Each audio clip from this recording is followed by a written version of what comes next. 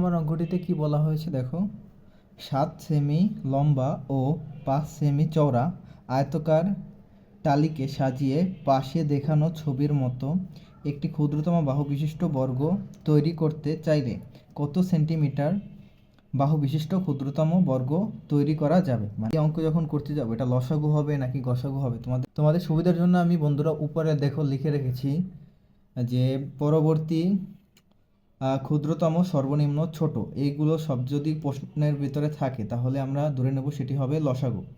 আর যদি সর্বোচ্চ, বৃহত্তম, বড়, বেশি, এইসব শব্দগুলো যদি অঙ্কের কোশ্চেনের ভিতরে থাকে তাহলে আমরা ধরে নেব সেটি হবে গসাগু। আচ্ছা, তাহলে আমরা যদি একটু খেয়াল করি, এখানে দেখতে পাবো যে এই যে এখানে একটি শব্দ রয়েছে, দেখো বন্ধুরা, একটু এখানে আমি মার্ক করে দিচ্ছি ক্ষুদ্রতম। তার মানে এই যে ক্ষুদ্রতম লেখাটি রয়েছে, তার মানে এই ক্ষুদ্রতম, দেখো এই যে ক্ষুদ্রতম কোথায়, এখানে রয়েছে, তার মানে এটা কি হবে, লসাগু করতে হবে। আচ্ছা, সমাধান লিখে নিলাম। এরপর আমরা এই যে 7 এবং 5 রয়েছে, এটার গণিত, 7-এর গুণিতক এবং 5-এর গুণিতক বের করে নেব। তো আগে প্রথমে আমরা 7-এর গুণিতক বের করে নিই। 7-এর গুণিতক বলতে আমরা জানি বন্ধুরা 7 ঘরের নামতা। তাহলে 7 7, 7 দুগুণে 14, 3 42, 7 49, 7 56, 7 63, 7 70। 5 এর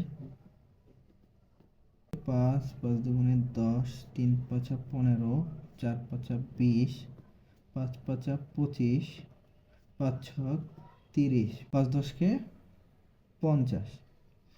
আচ্ছা বন্ধুরা, আমরা যদি একটু খেয়াল করি এই দুইটার মধ্যে কোনগুলো মিল রয়েছে, যেগুলো মিল রয়েছে সেগুলো হবে আমাদের সাধারণ গণিতক। তাহলে আমরা একটু খেয়াল করি উপরে এই 7 এবং 5-এর মধ্যে মিল রয়েছে কোনগুলো। আচ্ছা, আমরা যদি একটু লক্ষ্য করে দেখি এখানে তোমার মিল রয়েছে কোনগুলো। এই যে বন্ধুরা 35, দেখো এখানে এই যে 35 রয়েছে, এই যে আমাদের এখানে 35 রয়েছে। আমাদের আর প্রয়োজন নেই, একটা হলেই আমাদের হয়ে গেল। তাহলে আমরা লিখব যে কি লিখব, 7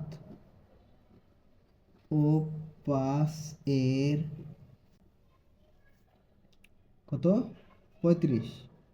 এই যে ও 5 কত, 35। তাহলে প্রশ্নে কি বলছে আমরা যদি একটু উপরের দিকে খেয়াল করি বন্ধুরা, দেখো যে কত সেন্টিমিটার বাহুবিশিষ্ট ক্ষুদ্রতম বর্গটি তৈরি করা যাবে। আচ্ছা, তাহলে আমরা লিখব যে আমরা লিখতে পারি, তাহলে আমরা লিখব কি লিখবো আমরা বন্ধুরা, দেখো এই যে 35 সেমি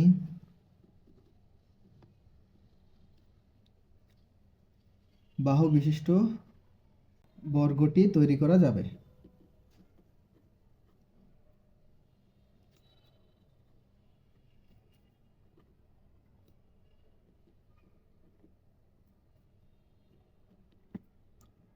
এটাই আমাদের উত্তর।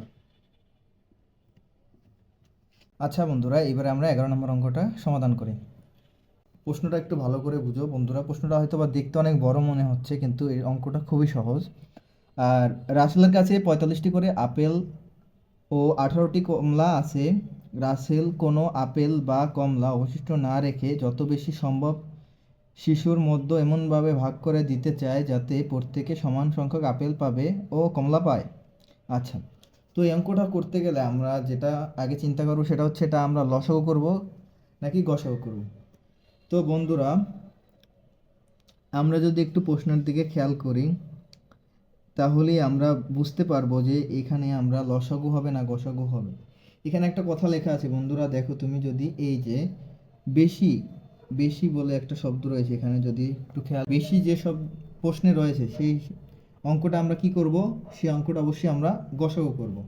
তাহলে এখানে দেখো 45 এবং 18 রয়েছে, তার মানে এই 45 এবং 18-র গুণনীয়কগুলো আমাদের আগে বের করে নিতে হবে। তো চলো বন্ধুরা আমরা সমাধান করি।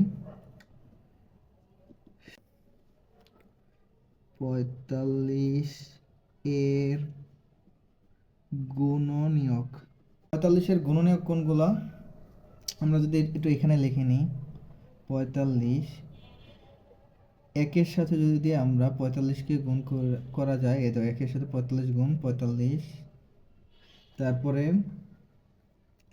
3 পনেরো 45, 3-এর সাথে যদি 15 গুণ করি 3 পনেরো 45, তারপরে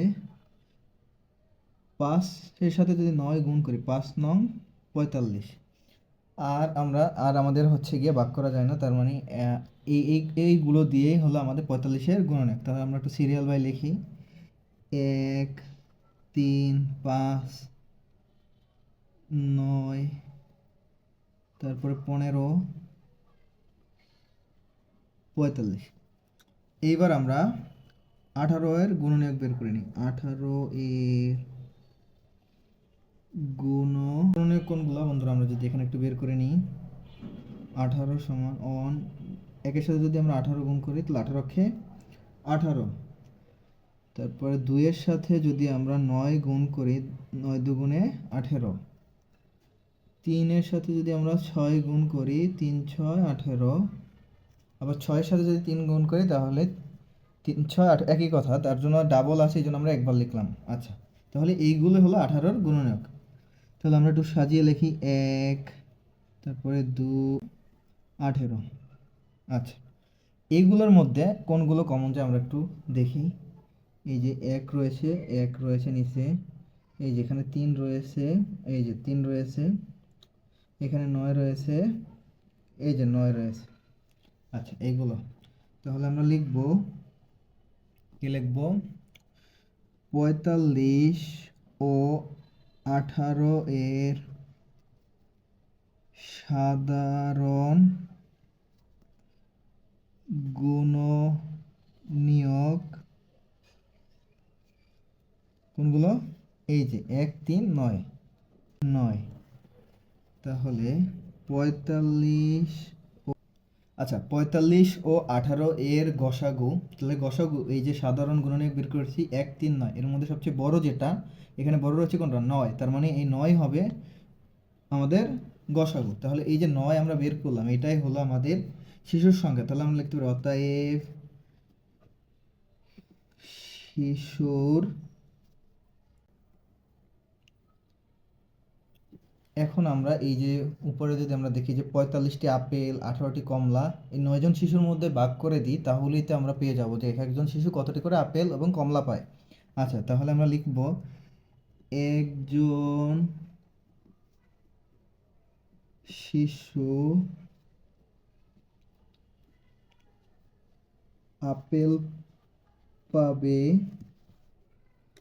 কত, এই যে 45 ভাগ 9টি, তাহলে 5 নং 45, এই যে 5টি করে আপেল পাবে।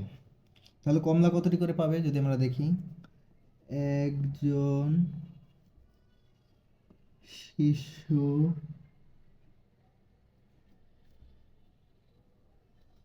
কমলা পাবে কত, 18 ভাগ 9টি সমান সমান 2, 9 দুগুণে 18, তার মানে দুইটি করে কি কমলা পাবে। তার প্রত্যেক মানে কি একজন, প্রত্যেক মানে কি একজন, তার মানে এই যে এই জন্য আমরা একজন করে লিখলাম। তোর আপনি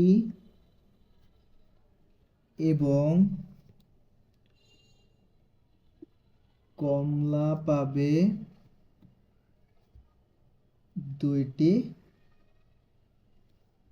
করে। এটাই আমাদের উত্তর। ভালো থাকো, সুস্থ থাকো, আর আমাদের চ্যানেলটি সাবস্ক্রাইব করে আমাদের চ্যানেলের সাথেই থাকো।